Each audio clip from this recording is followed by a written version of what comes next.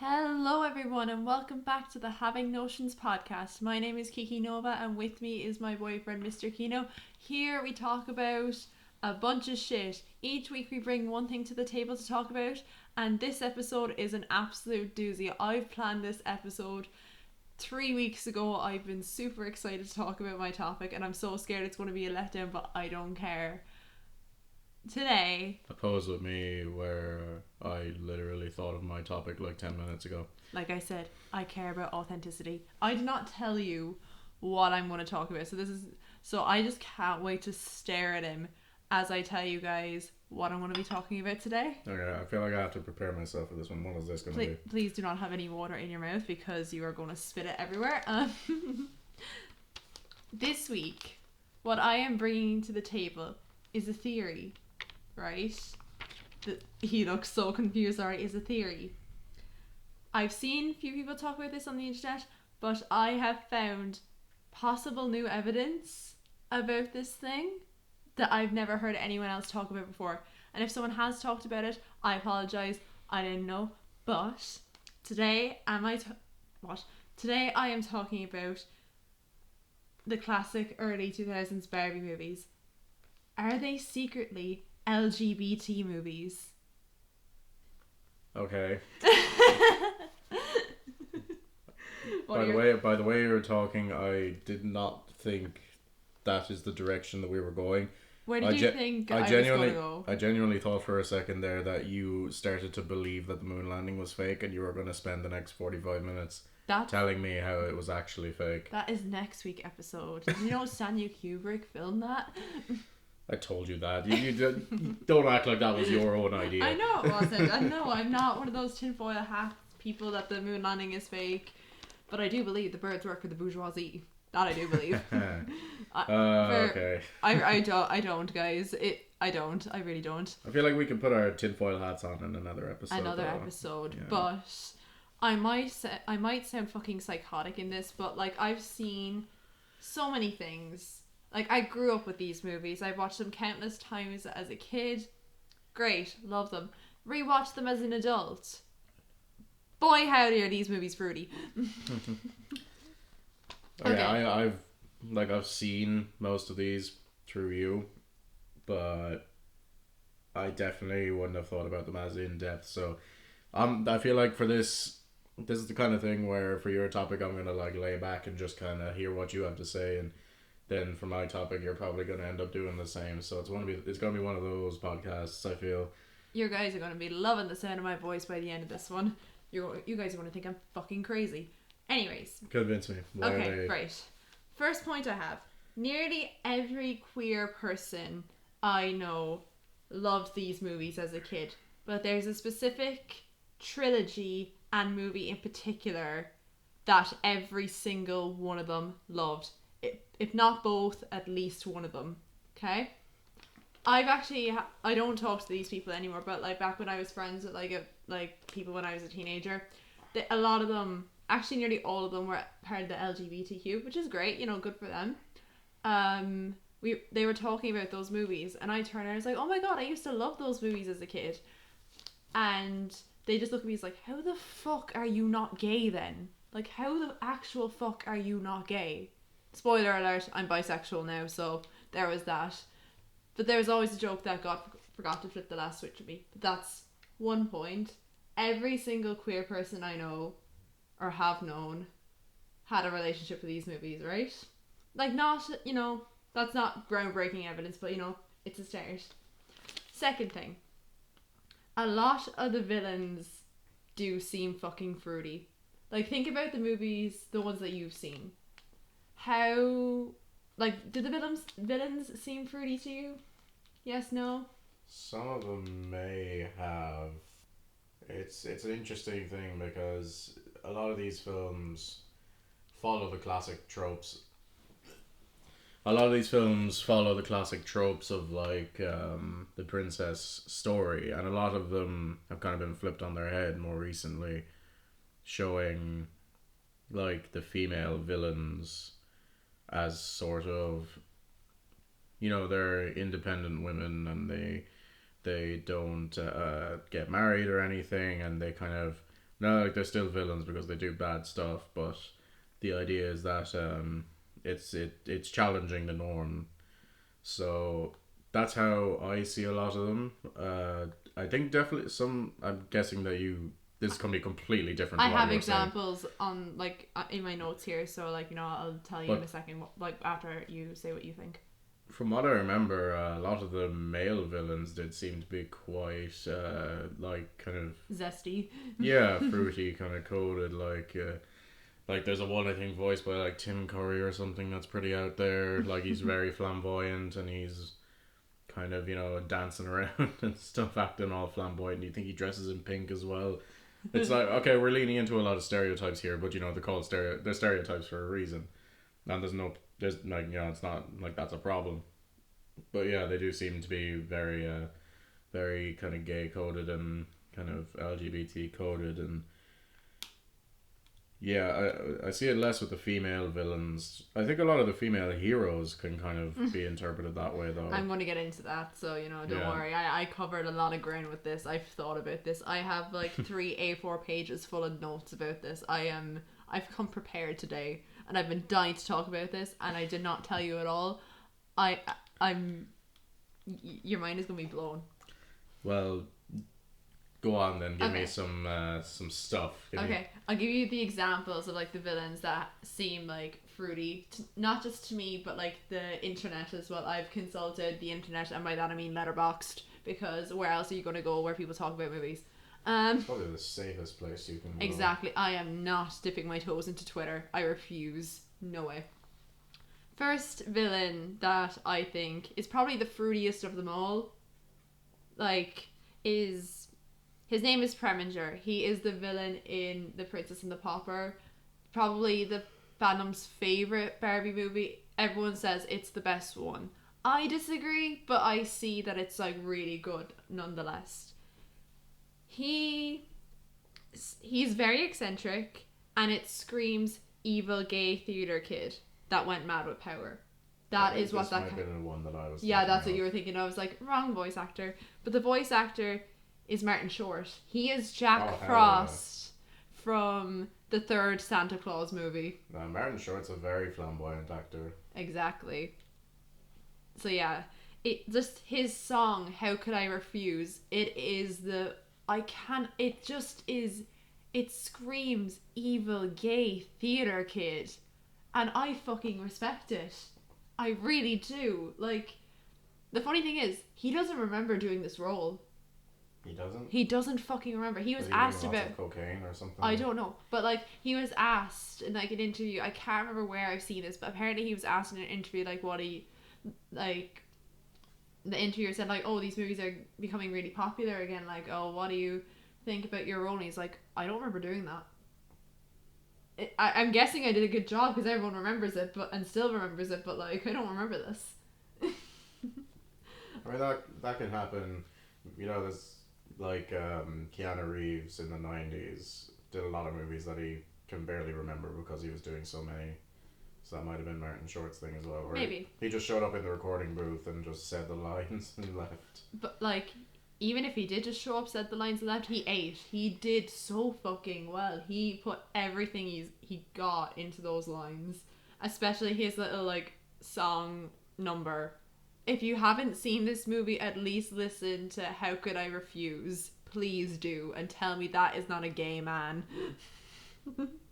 Okay, next villain is Okay, this is like what everyone thinks on Letterboxd. Like every person I've seen talking about this villain, they're like, yeah, she is gay. I'm like, okay, cool. I've never really seen it, but that's fine. It's Laverna from the Fairytopia trilogy. According to Letterboxd, she screams homophobic lesbian. And that seems to be the general consensus on Letterboxd. She's also the villain to the Fairytopia trilogy, and again, general consensus is that everyone is gay in those movies. Every single person is gay in those movies. I mean, fairy. Exactly. Like, there's a huge emphasis on rainbows in that trilogy. Oh, you have the rainbow in your eyes. Oh, the first rainbow of spring. Rainbow, rainbow, rainbow, rainbow. Gay. I really hope none of this is taken out of context and I get cancelled. A lot of it will anyway, but I don't care. I think if people have been listening from episode 1, or even have just been listening since the beginning of this podcast, know that we're like, you know, very liberal in our views and don't really, you know, like we may say some stuff, but I think, you know, it's pretty obvious that we support Obviously the LGBTQ plus community. like and all I that said, shit. a lot of my friends in the past and friends now are part of the LGBT. A lot of them. I think straight friends are in the minority. Yeah, less so for me, but that's just the way it happens. Anyway, we're getting I'm not out there looking for gay people to be friends with, you know.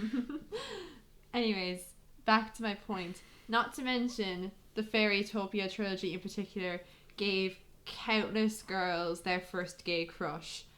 There is one in each of the movies. There's Dahlia in the first movie, there's Nori in the second movie, and there's Sunburst in the third movie.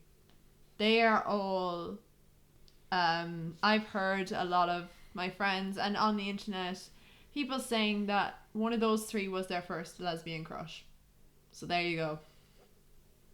Are any of these characters for you like that? As someone who is who swings both ways. See, the people that everyone were like obsessed with, like the three girls in the Fairytopia movies, I thought they were all assholes. I fucking hated them. They served... I went to any Barbie movie at all. Oh, like... I need to think about that. I'll get back to you on that. Right now I'm too fired up on my theory.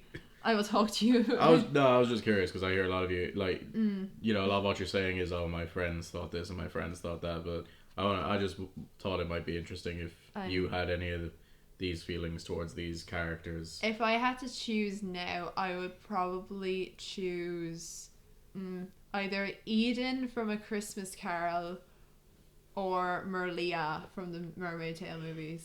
I love them both. Like, Eden, I think, is the prettiest Barbie character to ever exist. She is beautiful. I love her. She's so iconic. We love her. But yeah, other than that, and maybe Annika from Magic of Pegasus. I don't know. But yeah, they're all stunning, love them, but Eden, she's just on another level. She is the most beautiful Barbie character to ever exist. So there we go, I think it's Eden. But yeah, I'll like go into like the plots of like the Fairytopia trilogy as well, and it'll make a lot of sense when I tell you the plots of these movies as well. Like, can they be related to the homosexual experience in many ways? Probably. I forgot what my notes are. I'm like, okay, right. First movie, Barbie Fairytopia. I don't think it was that gay, but there was a lot of chemistry and probable sexual tension between Alina and Dahlia. The silence is deafening. No, I was actually yawning. Am I that boring to you? Wow. No, I'm just tired. But yeah. Yeah, to be honest, this is one of the ones that I watched like months and months ago, so... You don't remember much. Dahlia's the bad guy. That's Laverna. Oh shit, wait, which one is this again? Dahlia's the one where they go into the woods with the little gnome creatures, and then she appears out of nowhere out of the tree. Oh, I remember now. Yeah, thanks. Yeah, no, I totally saw that when I was... Exactly. People are going to think that I'm lying now, but like, I actually do like remember what these characters look like now, and I did see that when I was watching the film all those months ago. So, yeah, no, I definitely get that. Okay, right. Mermaidia. I think you liked this one, from what I remember. Is that the one with the pink stripes in her hair? No, that's Mermaid Tale. That's different. This is the other mermaid. Okay. This is the other mermaid movie. In Mermaidia, Alina and Nori are basically enemies to lovers in this. I am not joking.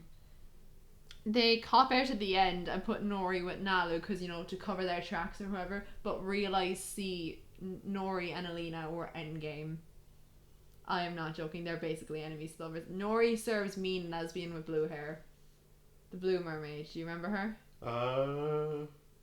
This is the sequel to Fairytopia. Yes. Yeah, I think so.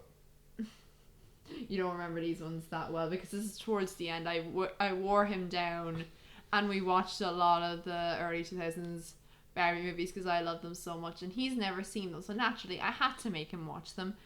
He did not enjoy them as much as I hoped he would, and they're all blending together apparently. He remembers Mermaid Tale and 12 Dancing Princesses and Diamond Castle. Well, yeah, I mean, I remember the ones that I liked. Like, I think it's pretty selfish of you to think that I'd enjoy every single one of them just because you enjoyed them as a child. Look, I'm seeing people come up on TikTok is straight men watching the Barbie movies and they're having the time of their fucking lives. I would say they're having the time of their lives because they're constantly making fun of it, but I wasn't allowed to do that. I never said you weren't allowed to make fun of them. You literally just sat there not giving me anything. Like, yes, girl, give me nothing. That's not what I want here. Well, would you have preferred me to rip them to shreds, like? But you know I can take that. No, you can't. I can. Yeah. Okay, I'll put on another one for you, then you can have at it, alright? Anyways, see that Nori and Alina were endgame, okay? Moving on. Now, Magic of the Rainbow, which is the last one. First of all, that title. Really, Mattel? Secondly, you have not seen this one. So Okay. You have no idea what the fuck I'm about to go into. I'm backing off. I'm backing off. We are still watching this, by the way. Okay, fine. You're watching Zack Snyder's Justice League, so... Against my will. If anything, I'd rather watch the same amount of movies that I showed you. Like, as an hour and a half long movies, like 20 of them, rather than sit through... I mean, that could be arranged. Okay, but then I'm not watching Justice League then. I'll think about it. Keep going with the bloody thing. Okay, fine. Sorry, guys. Okay. Magic of the Rainbow. Gay ass title. We love it. I watched this on Pride, by the way. In this movie, the power of rainbows saved the day. I'm not fucking kidding. Everyone in this movie is fruity. You cannot change my mind. Okay, I'm gonna go through the characters, so just bear with me. You've no idea who I'm talking about. Shimmer, just a cunt. Sunburst, mean lesbian. Linden, bye.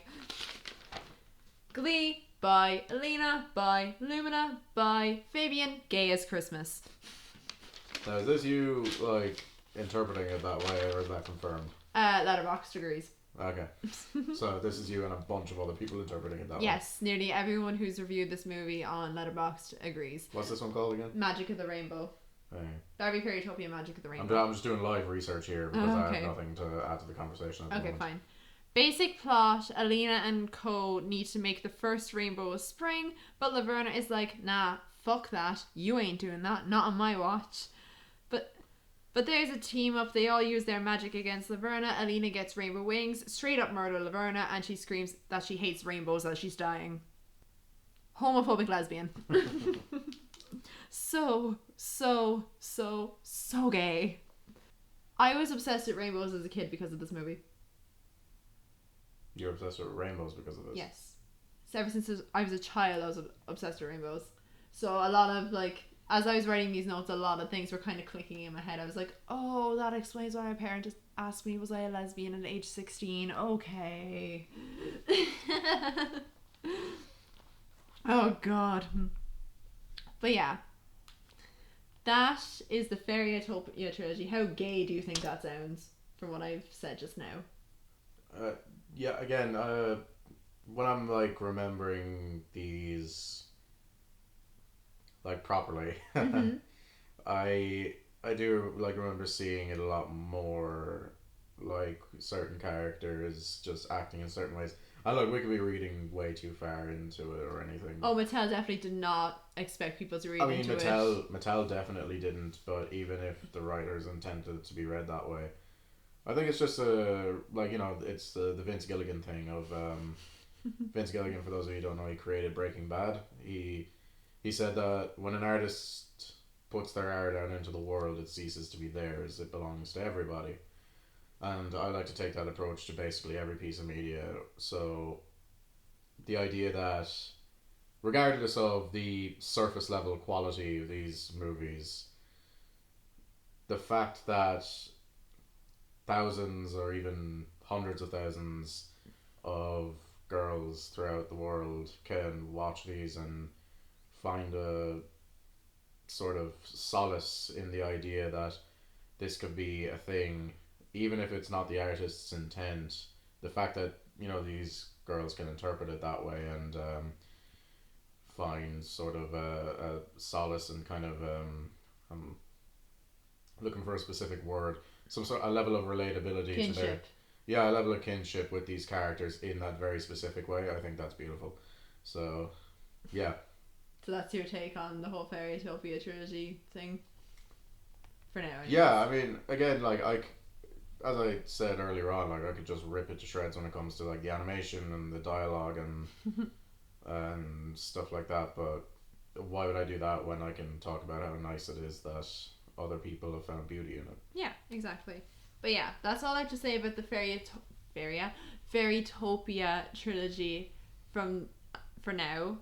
Moving on to the next movie that I'm talking about, Barbie and the Diamond Castle. Now, this is easily the gayest Barbie movie of the whole classic Barbie movies. And I remember this one, so... You remember this one, so when I, like, talk about this one, you'll be able to remember and have input or whatever. It's not just me who thinks this, it's the fandom. Everyone who likes these classic movies agrees. Everyone's like, yeah, Diamond Castle's the gayest one. 100%, hands down. In this essay I will. You guys need to hear me out. Okay. I am convinced if this was your favourite growing up, you are some kind of queer. This was my favourite growing up. This one was my favourite. So, you know. Pretty definitive that way, but yeah. Okay. The two main characters in this one, Liana and Alexa, they are basically cottagecore lesbians. They're quote-unquote best friends that live in a cottage and sell flowers for a living. That is every cottagecore lesbian's dream. Yeah, like, yeah. I mean, I'm gonna trust you when it comes to saying this shit because I don't, like... I'm not a very social person, so I don't... I'm taking your word for it that it's very cottagecore lesbian, basically. We need to watch... Did we watch it recently? Oh no, we watched 12 Dancing Princesses recently, my bad. But yeah, anyways, chat, are you sold on this yet? If not, don't worry, there's more to come. The quote-unquote love interests are useless. They save them once, but after that, they handle everything else by themselves. Absolutely everything. Would also like to mention that the girls literally get carried away from the love interests on a rainbow bridge. I am not joking. Do you remember that scene? Oh, do you? And again, a lot of this could be coincidental because I feel like that's what a lot of people are going to say is like, oh yeah, no, you're just like reading too much into it. It's all coincidence. But Mattel... Even if it is, these analyses are here, like, and they have very good foundings. But Mattel, what are you saying? Now this is where you can come into this because like you're big on color theory and all that kind of stuff. Further proof that I have of this is the clothes that they wear. Liana, which is played by Barbie, she wears, her default dress is pink with yellow. What pride flag is that, you may ask me? Lesbian. Yes, I remember you telling me this before, and yeah, I mean that's you're getting into the we're getting into the realm. I feel of it could be a coincidence, but it's actually kind of insane if it is. Yeah, Alexa, the other girl, her default dress, blue, purple, and pink. What pride flag is that? The bisexual pride flag. Come on. It could be a coincidence, but it's looking less and less likely at this point. Like you've watched Breaking Bad, was it Vince Gilligan? Yeah, he tells the story. He says a lot about the characters, what they're wearing. Like Marie wearing purple all the time. Skylar wearing, what colour does she fucking wear all the time? Skylar mostly wears blue because she spends a lot of that show very depressed because her husband is a drug kingpin. But you know what I mean. Yeah, Walter wears green because that's the colour of money because that's all he wants. Marie wears purple all the time because she believes herself to be royalty, and purple is often the colour associated with that. I can think of more, but but you get what I'm saying. We're talking about Breaking Bad another day. It could be a coincidence, but it's very unlikely that it is a coincidence. But then again, people get argue. It's like, oh, it's just pink and purple. That's the default girly colours. But like these specific set of colours, though, I mean, it's like there was an argument about this when Spider-Man Across the Spider-Verse came out, that because Gwen, a lot of people, especially a lot of trans people, like to sort of identify with the character of Gwen Stacy from that film, because the colors of her costume and the colors of her universe are the colors of the trans flag. And there's even a poster in her bedroom that says "Protect Trans Kids." Now, like, I don't necessarily care like whether Gwen Stacy is trans or not. I don't think it's explicitly stated in the film, but the fact that trans people can look at that and feel represented, I think, is really fucking awesome. And I think it's the same with this movie, where it could all be a coincidence. Maybe it is, but if it, regardless of whether it is or it isn't, this is here. Like, you can see it plainly that they have the colors associated with these concepts, and I think that that's a really cool way of looking at it, and it just adds depth to a movie that may not have had as much depth before. But yeah, I love it. I love movies. Clearly, he is the movie guy in this relationship. Anyways, but yeah, the clothes that they wear, that is another that's more evidence that I've uncovered. Now, I'm on to my final piece of evidence. Now, I have not heard anyone else talk about this ever. Again, as I said before, if they have, I don't know, but for now, I take full credit for this. But if someone comes to me and is like, oh, actually, I said this first, I apologize, they get full credit. But, you know, I'm very proud that I noticed this, right? Very fucking proud. Now, at the end of the movie, right, the girls go back to their cottage or whatever, you know, all good. Because, like, they say the day or whatever, the people in Diamond Castle were like, yeah, here, plant these seeds in your garden at home or whatever. Because, you know, at the start of the movie, their house got burned down, their garden got destroyed, you know, their livelihood fucking shattered. Anyways, gave them magic seeds. They planted the seeds in the garden. They grew into beautiful flowers and all that. Fantastic. At the end of the movie, they go to see their quote-unquote love interests in concert. Performing at where they met them, because, you know, that was their job or whatever.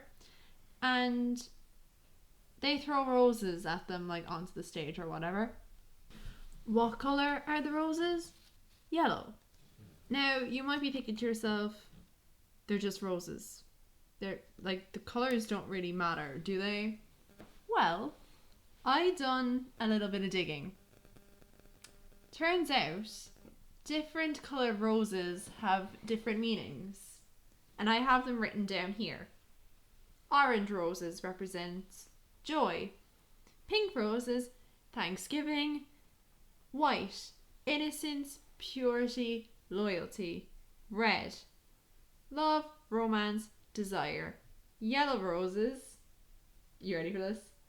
Friendship and appreciation. You see where I'm going with this? Any other colour roses, and they chose yellow. They ride off into the sunset without the boys. They were carried away from the boys on a fucking rainbow. Coincidence? I think not. Thank you for listening to my TED Talk. What are your thoughts on that? Well, as you've been discussing this one, and, you know, before I get into it myself, please don't rip my theory to shreds. I'm very proud of this. Well, no, I think that like, from what I remember watching it, it's very much I'd be surprised if it wasn't intended to be a sort of a gay story. But even if it wasn't intended to be that, I think that is probably the best interpretation that you can have of it. I think, like, aside from even the color theory stuff, just the story itself, the idea of these women who are happy and living together, and, you know, they're tempted away from that, but they don't really get tempted by the male figures, and, you know, they stick together through and through. Like, you know, it can be a friendship story, but I think it works really, really well as a lover's story. So I would definitely agree that, you know, that's the best interpretation out there of it. I will say though, I did some research on your color theories. Mm-hmm. Now, the bisexual flag was made in 1998 and is comprised of blue, pink, and purple, I suppose would be the best ones. Now, I would say definitely the dresses could be that because there's blue, pink, and purple in each of them. The one that I think holds less weight is the lesbian flag one. Okay. Because the lesbian flag as we know it today was made in 2018, 10 years after that movie came out. Okay. So I think the bisexual flag could definitely be that holds one, because I'm looking at a picture of them now. There's blue, there's purple, and there's pink across the two dresses, but the lesbian flag one couldn't be. Okay. But otherwise, I think your theory, like even just them, like because the rainbow thing, I know it was before the 2000s anyway. That became a symbol of the LGBT community. Yeah. So I think them being carried away from the men on a rainbow is pretty heavy-handed, symbolism there. So I think that could definitely be an intention there. I didn't know the lesbian flag was only made recently. Who knows? Maybe the creators of the lesbian flag watched this movie. It's like, yeah, we like her dress. We fuck with her dress. Lesbian flag. That's definitely not what happened, but it's possible. It's entirely possible that the bisexual flag was made as we know it today, was made 10 years before the movie. So there's a good chance that is the intention. But I mean, that's the only part of that theory I think that doesn't hold any weight as the lesbian flag thing. The rest of it I think is but the flowers very much founded. Oh yeah, the flowers thing is like filmmakers. Here's a for any of you that don't really think too much about it, it's so hard not to sound condescending. For those of you who kind of just like watch movies and don't necessarily think about all this stuff. If you're like me and just like a casual enjoyer of movies, you passively enjoy movies. If you're just a casual enjoyer of things and you're just kind of like casually watching it, something if you want to get into like thinking about movies more and things like that, a very good place to start, when you just start thinking about them in this way, in this analytical way, is when you're watching a film. Remember that nothing is by accident. Like, the colours of the flowers had to be picked. And they had to be picked for a reason. And good filmmakers will always have an interesting reason behind picking colours or certain aspects of set design and things like that. Now, a lot of lesser filmmakers will just throw shit together and whatever, like. But a lot of creative people want to have a good reason behind every choice that's made. But there is a reason behind every choice that's made in a film. Nothing is there by accident. So that's a good way, I think, if you're watching, if you want to get into analytically thinking more about movies, a good place to start is by looking at it and looking at all the stuff in the background and looking at the colours of someone's clothes and the type of clothes that they're wearing and thinking about the reason why that particular thing would have been picked. And, it all goes back then to what you were saying, like, the colour of the roses had to be decided. The colours of the dresses had to be decided. And fuck is that? There's like a hammering going on. I hope it doesn't show up on the mic. But yeah, the colours of the dresses had to have a reason to them. And if the writers of these movies are creative people, which they seem to be, I think that could be a very solid reason why it was decided that way. Like, I learned, like, before that yellow roses mean friendship, but then I was like, okay, before I put this out on the internet, I need to do a bit of research. And then when I realised that, like, oh, friendship and appreciation, it's like, oh, fuck. They're gay. Good for them. But yeah. Anyway, I think we've been stuck on this movie for quite a bit, so that's all I have. That is all. That's it. There's no other movies. That's all I have. Like, I talked about 4 movies in the space of 40 minutes. So yeah, but like 3 of them are like bunched together, so yeah. But like most of the proof is within the Diamond Castle, so there we go. Yeah, no, like if you haven't seen it in a while, or if you haven't seen it and are interested in it, as someone who has seen it and doesn't usually enjoy these movies, like as a okay, Hold on.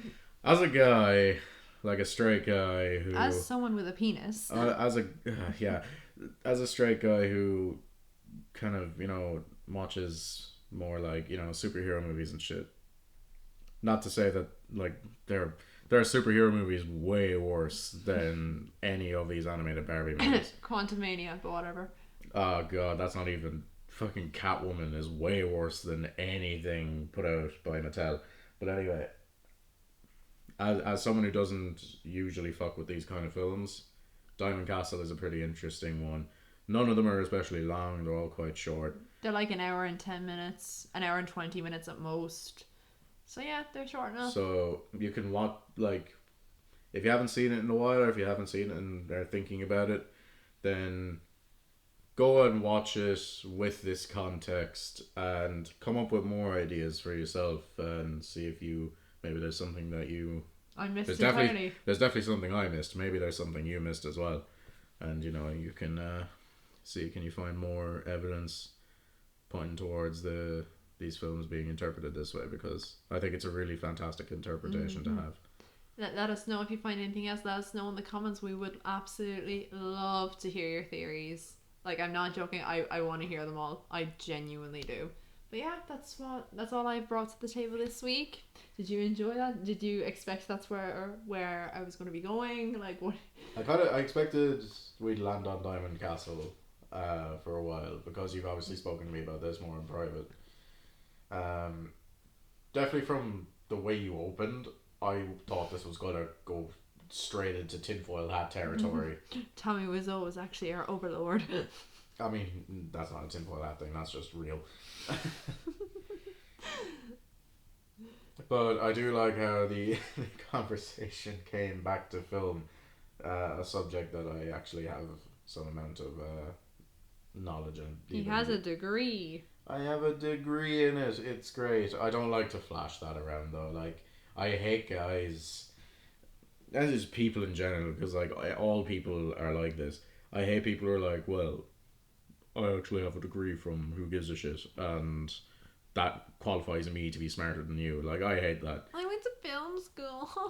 Well, I actually went to film school. I have a degree in media studies, so Shove your degree. I'm official. I have a piece of paper that says I'm smarter than you are. Shove it up.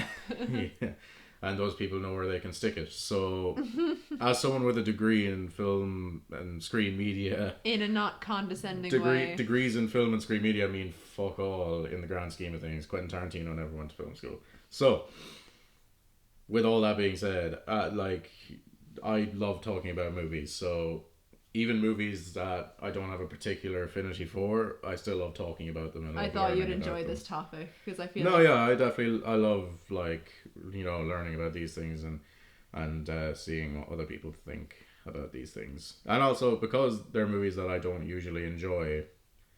Typically, people like you who do enjoy them a lot more can find a lot more in them than I would because I'm just kind of watching it and going like, yeah. But then you're watching it and you're invested and you're thinking more about it than I am. So, yeah. I think. That's it. I just like learning. Yeah, I like that's fair. learning about it. I like thinking about it. In conclusion, watch the Barbie movies, enjoy them, have a good time. Yeah.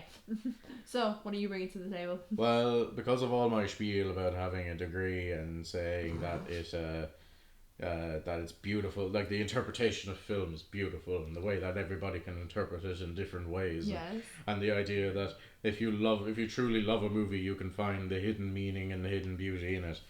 I feel like all that's going to be torn right the fuck down here when we I go. bring my topic of no. the Friday the 13th franchise. Woo! Because it is Friday the 13th on day of recording. So, you Yeah, know what? we're Happy recording holidays, this- everyone. We're recording this on Friday the 13th, and I thought I kind of want to do something spooky because spooky season is upon us. It's Halloween all year round, but it's really upon us now in September, and it's almost October.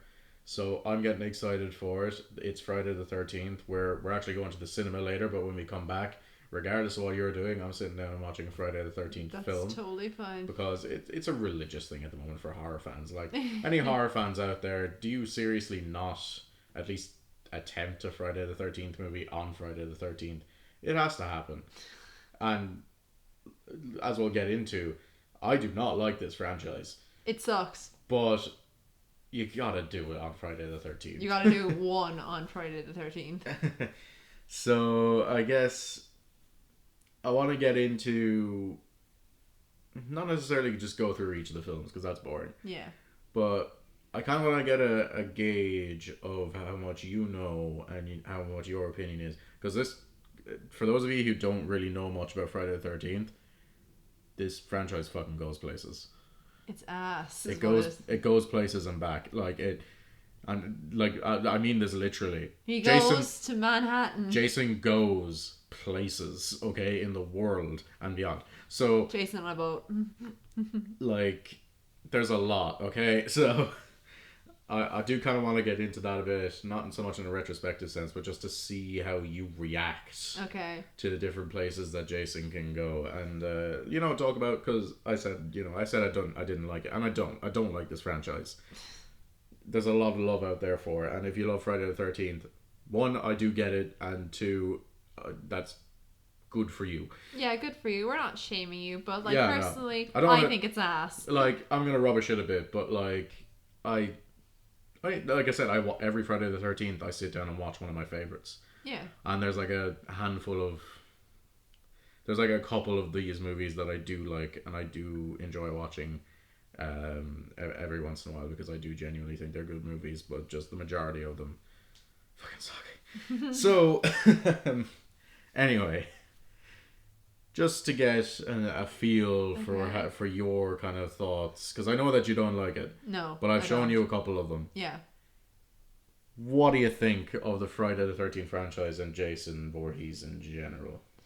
Okay, Jason as a villain, generic. I'm so sorry to any fans out there. I am so sorry. Generic. Basically, carbon copy / slightly different Michael Myers. Like, they're essentially the same. It's, there's nothing really special. I understand why people like it, but not for me. The movies themselves, kind of boring. Like, if I was to choose between, like, Friday the 13th or Halloween, I'm choosing Halloween.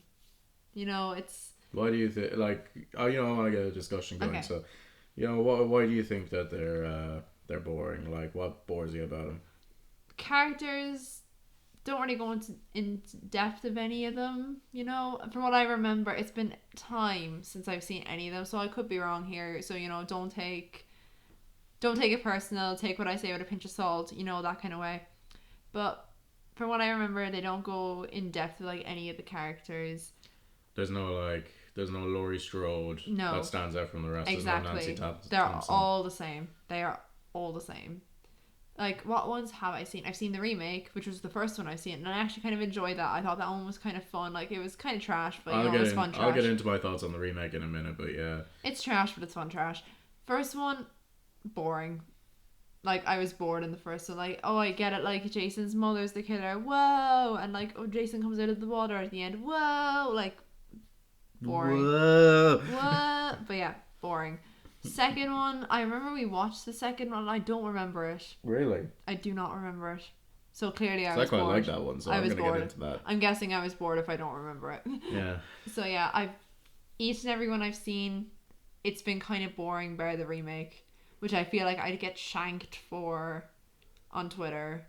But yeah, that's just what I think. No, horror fans are usually pretty okay. They're not superhero or comic book fans. Yeah, like, comic book fans are way worse. Maybe it's because horror fans are, because they're for a more mature audience. Yeah. Generally, more mature people Maybe watch them.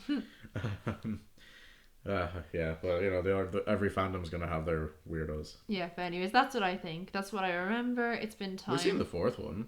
Which one's that? That's one with the kid. That does not help. Corey Feldman, the kid. What? Corey Feldman, the actor. Nope. You don't know who that is, do you? Nope. It's like one of the most famous people of the 90s. Doesn't help. Can you tell I don't know actors? The fourth. Like, actually, it's the one with Corey Feldman in it. What does he look like? Show he's me a kid, he's a guy. Show me a picture. I don't know this fucker. So Friday the 13th Part 4, the funny thing, that's like one of the funniest things about Friday the 13th as a franchise, to me, they've had like 3 or 4 like last movies of the franchise. And Friday the 13th Part 4 is the first one I think to do that. Because it's called The Final Chapter. Funny. That was the 4th one. There are currently Isn't 11. that There's like 11 or 12 Friday the 13th movies. But there was also one called The Final Friday, and there was 2 movies made after that one. Oh, for fuck's sake. Like, just kill it. Just kill the franchise, please. that's him in Friday the 13th, Part 4.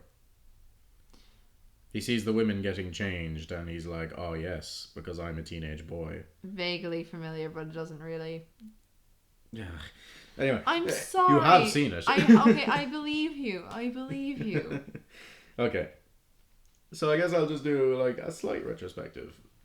But yeah, we'll try and, just keep the discussion, jokes, and lightness. Because, again, like, there's...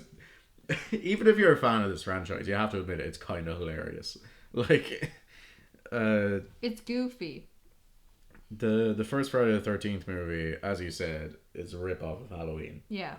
And again, if anybody's coming for me in the comments, or anybody listening to this and is like, you just don't get it. The director Sean S. Cunningham was told, like, this is all stuff that's been admitted.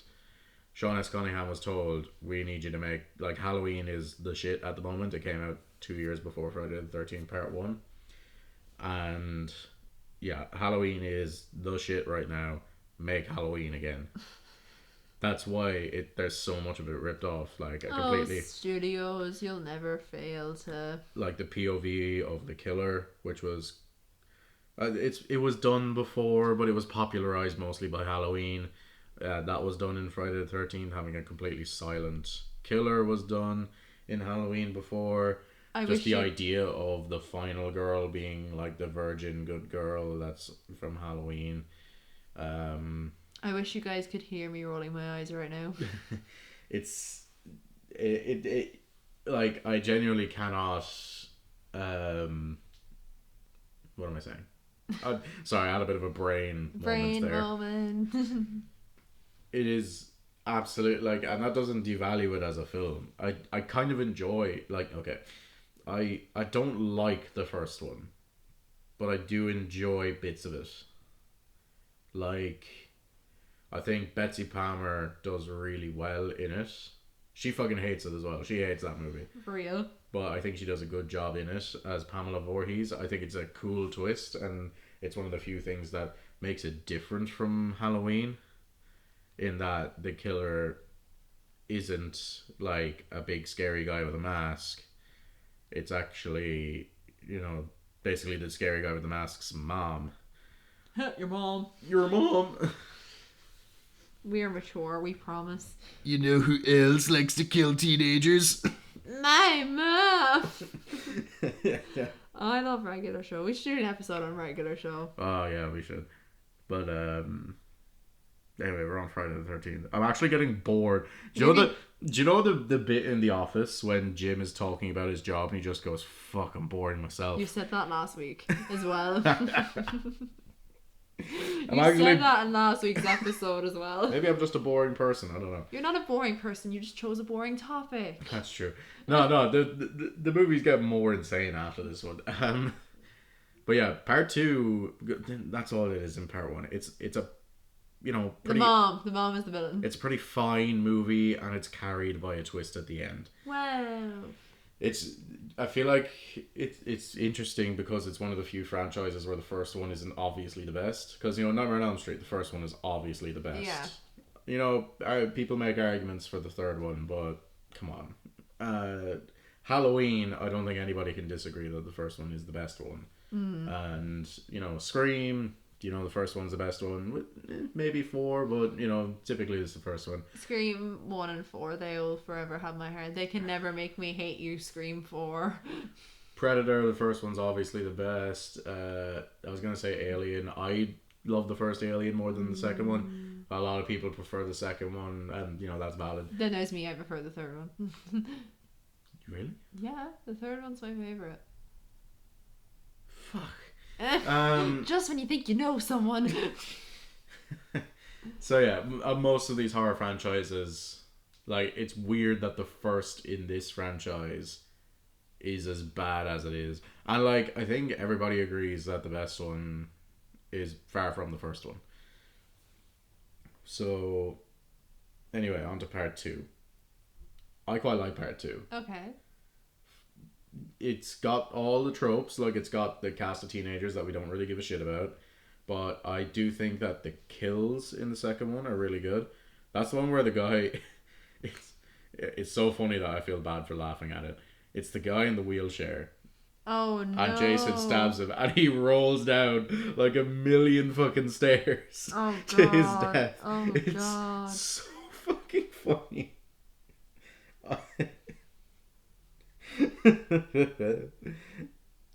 We'll be right back. And there's that girl that really wants to sleep with him.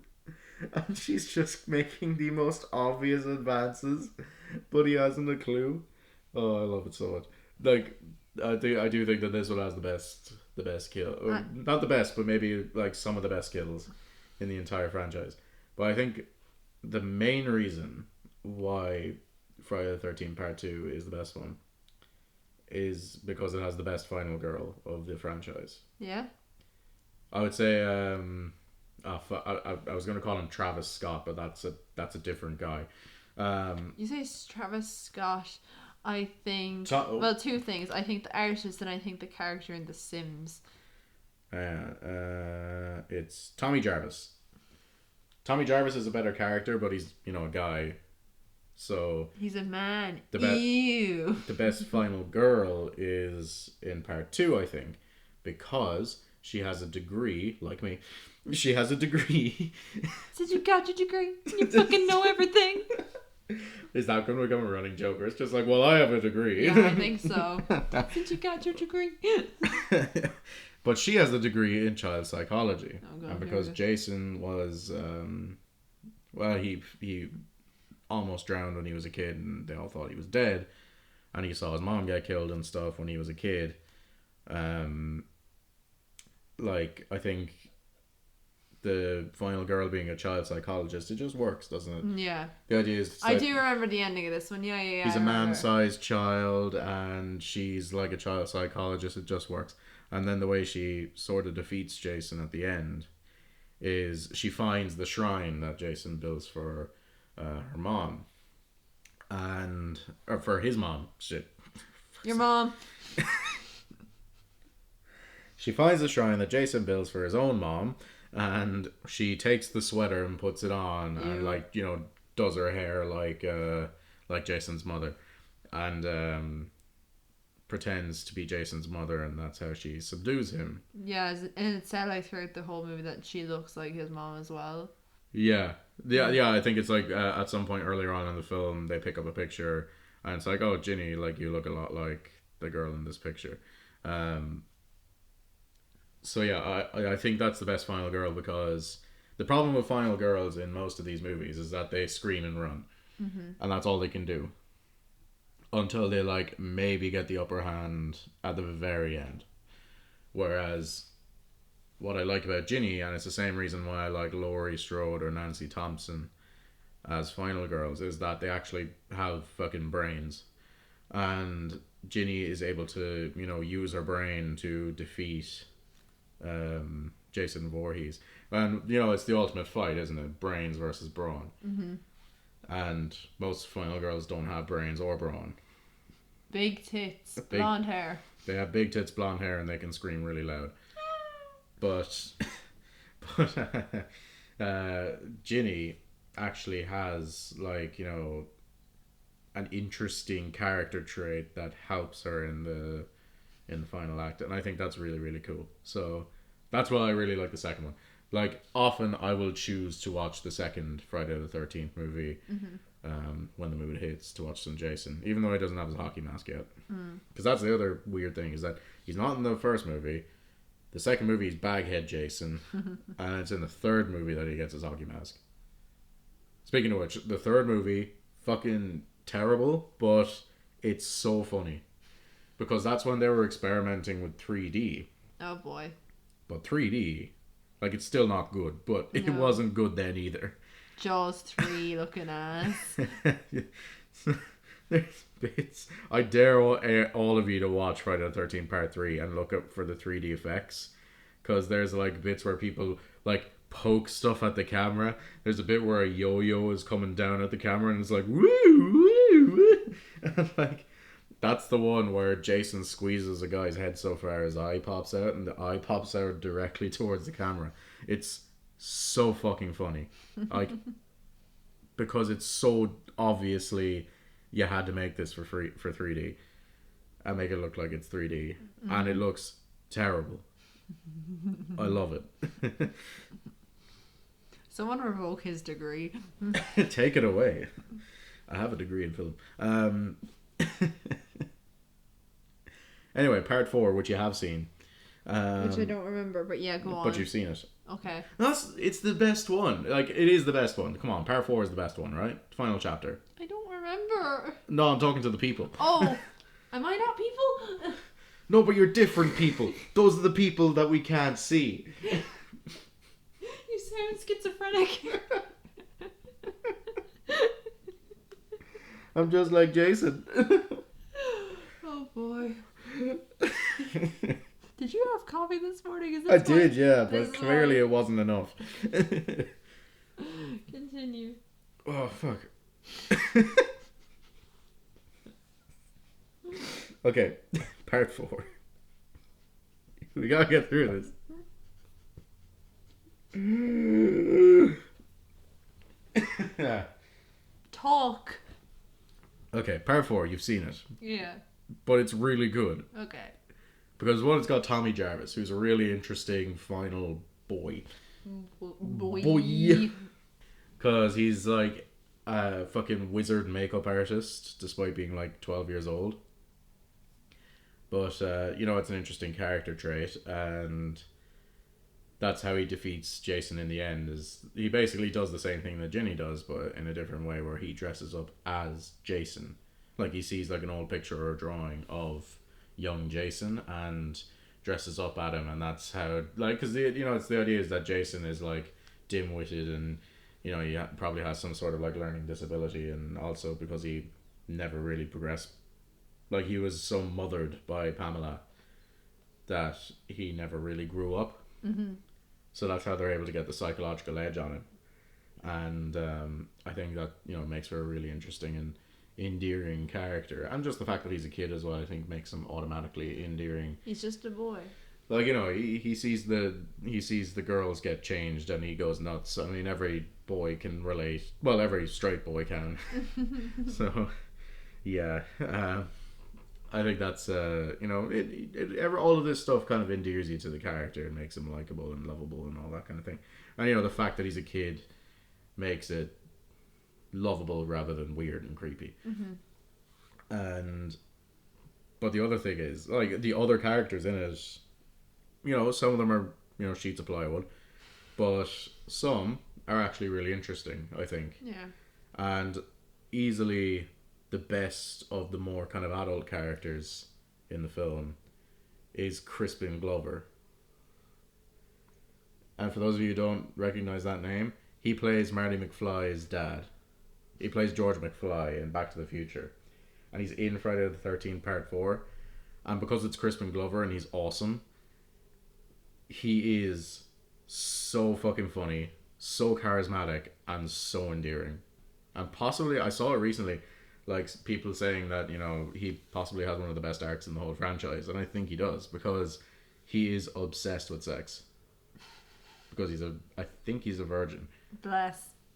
Which is, a classic horror movie trope.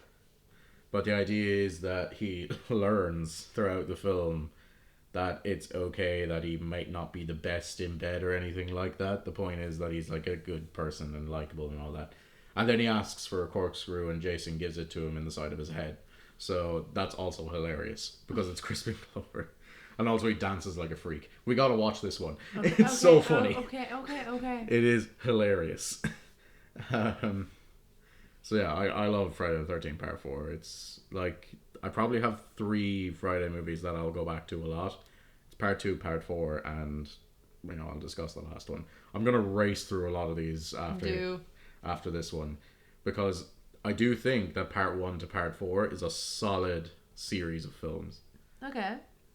It's after part 4 where it starts to become the kind of franchise that I fucking hate. It goes tits up and it's just not good anymore. So, part 5. I think we did watch this one, but it's bad. And we got so bored. I have no memory of this. I genuinely have no memory. So, part 5 fucking sucks. It's the one without Jason in it. People are like doing this weird like revisionist thing and saying, well, if you actually think about it, that it's actually good. No, it's not. It's a bad movie. They got a porn director to direct it. I think we did watch this one. We did watch this one. It's so bad. It's so boring. None of the characters are likable. There's nothing interesting going on. We turned it off because of how like annoying it is. Which we never do. Yeah, like, because I don't like not finishing movies, but I'd already finished it before, so I don't give a fuck. And I was just bored. It's such a terrible film.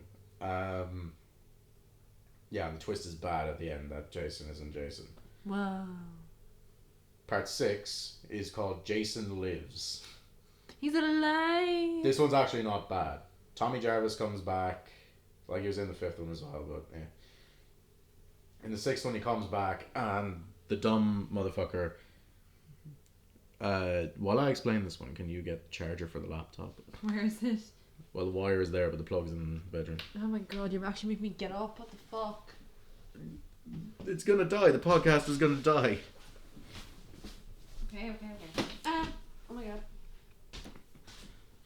So Friday the 13th part 6 is about Tommy Jarvis brings Jason back to life because he's a himbo and an idiot, and it's actually not terrible. It's not a terrible movie after that. This is into like the Jason as like a supernatural zombie type thing, and it's very tongue-in-cheek. It's very fun in that way, and yeah, I really like it for that, but often I'll not choose to watch this one.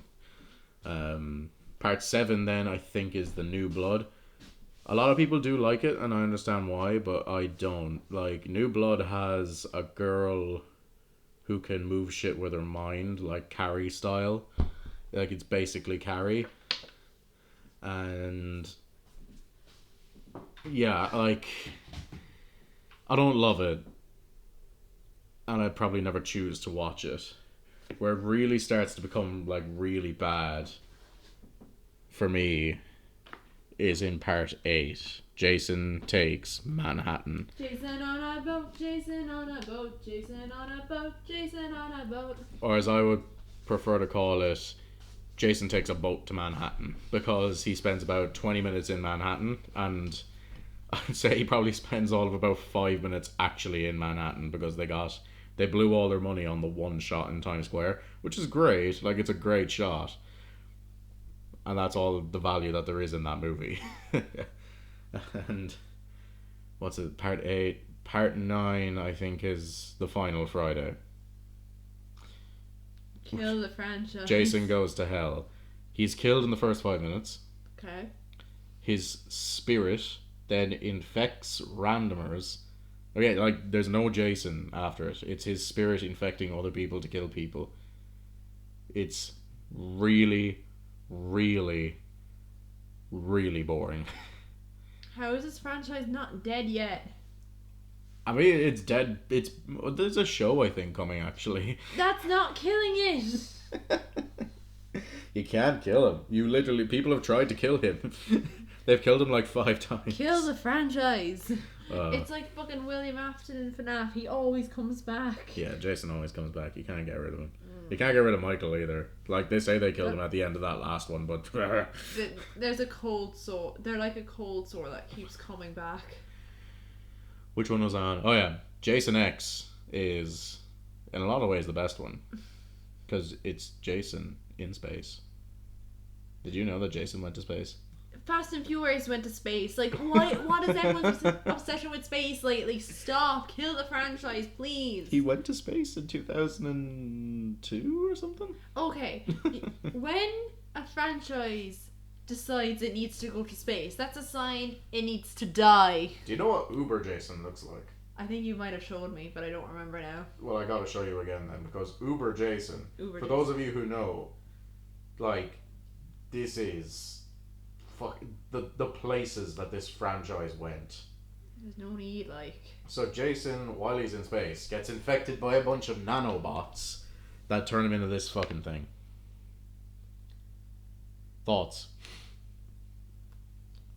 Bro looks like a Mortal Kombat character. He kind of does, actually. But yeah, that's fucking Uber Jason. Uber Jason. Yeah. And then after Jason X, yeah, then the franchise died for a bit. But then in 2009 they made the remake. Now, this may be a controversial opinion. I like the remake. I think it's better than Friday the 13th Part 1. I think it's better too. This is probably the only one I like. Really? Probably. I don't remember. Like, I cannot stress this enough. I do not remember watching half of these. And I wasn't drunk. I was sober. They were just so boring I forgot. Oh my god. What are you doing to me? You remember most of the Nightmare on Elm Street movies though, right? Yes, I do. Okay, I also actually enjoy those. Okay. So, I quite like the remake because I think it improves on the first 4 films. Now, I do think that Part 2 and Part 4 are probably better made movies than the remake. But I think Friday the 13th, the remake, is kind of what the first film should have been. It's still heavily derivative and has very little originality in it. But I do think it's a much better made slasher film. And I know there's some people who do agree with me. And I know a lot of people don't, so just hear me out for the next, 5 or 10 minutes. For one thing, the Jason's mom stuff is just a prologue. Where, basically they condense the entire first film into the prologue. Nice. Oh, yeah, that's why I like it so much. It's like, okay, cool, recap. And she chases down the camp counselor. She's like, you should have been watching Jason. The way she is. Yeah. It's no Betsy Palmer. This movie is not as campy. I'll give it that. Jason's mom has got it going on. What? Anyway, yeah. So I will say that it's less campy than the original movies, which I don't like, but I still think these are better made movies because the mom gets decapitated in the first 5 minutes, then the opening 20 minutes. It is weird. I'll give it that, but I still think it's kind of funny in a way, where the first 20 minutes follows just this random group of kids that get killed by Jason, like Baghead Jason from Part 2. So that's basically the Part 2 version. And Jason kidnaps the Ginny character that looks like Jason's mom. And keeps her held hostage because he, thinks that that's his mom. And then when you meet the main cast of kids, which includes Danielle Panabaker, who plays Caitlin Snow in The Flash, which I fucking love. I love Caitlin Snow. I love Danielle Panabaker. I wish she was in more horror movies. Also stars Jared Padalecki from Supernatural. He plays Sam on Supernatural. Okay, I was like, that's not Dean. No, it's Sam. But I also love his character. And I think that probably adds to why I like this so much, because there's actors that I know and like in it. But yeah, with these kids then, it's kind of Part 3. And then, okay, there isn't much of Part 4 in this movie, but it does a great job, I think, of combining Part 1, 2, and 3 into a succinct film, because he gets the hockey mask about halfway through the film. And some of the ways he kills people are very campy. He fires an arrow at one of them. He jams a spear through somebody's head. There's he ties someone up in a sleeping bag and holds them over a fire. There's some pretty awesome kills in it. And yeah, I think it's just a lot of fun. I say this as well. It's probably got the most gratuitous sex scenes of any horror movie I've ever seen. But that just adds to the fun. And I think it's just a very enjoyable and fun watch. I think it's a much better made movie than Part 1 and Part 3. Not so well made as Part 2 or 4, but I think it condenses the first 3 films down into one, it's about as good as the Friday the 13th movies can be. Fair enough. Like, I feel like I'm giving it a lot of points, but a lot of that is in comparison to the rest of the franchise, because it doesn't compare to a lot of the Halloween films or Nightmare on Elm Street films or any of the Scream films. I watched this one because it's kind of in a guilty pleasure sense, because it's just better than most of the Friday the 13th movies. And that's okay. And that is okay. And, you know, if there are any of you out there who think that, yeah, you know what, fuck it, the remake is just a bit of fun, then sound off, I guess. So, do you have any thoughts on anything that I said there? I have no memory of any of this happening, and like you said, I told you everything that I knew and thought. Like, I got nothing. Nothing even about the remake that you find interesting or worth mentioning. Nope, nothing. Absolutely nothing. Well, happy Friday the 13th, folks. I hope you enjoyed this podcast where Kiki has no thoughts. No thoughts, just vibe. Look, it's very rare that I'm deemed speechless, and this is one of the few times. I like the remake. It's the only one I properly remember watching. I like it because it's goofy and like it condenses all the other movies into one movie, because the other movies are just so fucking boring. They're all boring, and the fact it's just condensed into like a 10-minute segment or like 10-20-minute segment. A lot of them are either really boring or so silly it's hard to watch. But yeah, I just don't like this franchise. I'm sorry to anyone who shills Friday the 13th out there, but you know, I've seen a lot of opinions. I like not the weird like gatekeepy or like you know screaming at each other opinion. I've seen a lot of regular opinions about Friday the 13th and people who have a lot of love for the franchise, and I appreciate that. Like, I was like that when I was a teenager. The more I discovered other horror films and other horror franchises, I realized how little Friday the 13th had to offer to me. Yeah. You know, I'm not gonna say that like because I don't like Friday the 13th that makes it bad by objective thought, because again I've seen those people who think that their opinions are objective because they have. That's why I made the joke about having a degree. I see people who, because they studied it in college, they think that they're an authority on media and movies and stuff, and they're not, because it's all subjective. No. I will say though, I am more of a Scream gal. Or Paranormal. Scream is fucking awesome. We'll talk about Scream another day. Or Paranormal Activity. Like, we watched the first one, like, was it about a month or two ago now? Yeah, that's a few weeks ago. A month or two ago now, and I dare say it's my favourite supernatural horror movie. I fucking love it. That's bold claim. See, I was expecting it to be goofy, but I went in the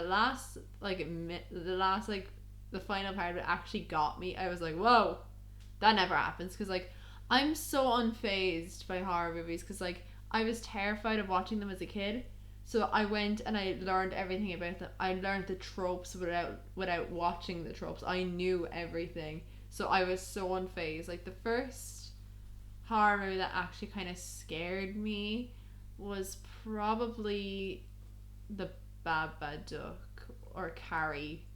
Both Babadook and Carrie fucked me up, to be honest. I love that. I love when you tell the story about how Carrie fucked you up. That's so fun. I'll make that video eventually. I have to watch Carrie again, which is like, Dude, I we're love scared. it. No, I love it. 10 out of 10 movie. But it freaks me out so much that I'm afraid to watch it again. I'll do it eventually, but Jesus. You scared. But yeah, no, not Paranormal Activity, but like slasher wise, Scream through and through. I love Scream. Joe, yeah, just don't like Scream 3, but the rest of them are great. Just because you're mentioning it, my kind of big comfort horror movie is Evil Dead Rise. I think that movie is fucking fantastic in so many ways. And it is a comfort watch for me. So, yeah, there you go. That's a little ending. Look, I am anyway. I'm going to talk about a lot of horror shit come October on this podcast. So, we're going to get into it a lot more. Yeah. Anyways, I think that'll do for today. Let's wrap. That will do. I'm getting tired. I need another coffee. Happy Friday the 13th, everyone. This has been Kiki Nova. And I've been Mister Kino. I have a degree, you know. We will see you guys next week. Slongafol. Have a good day. Bye. Goodbye. Still recording. Oh, it's still recording. Ah!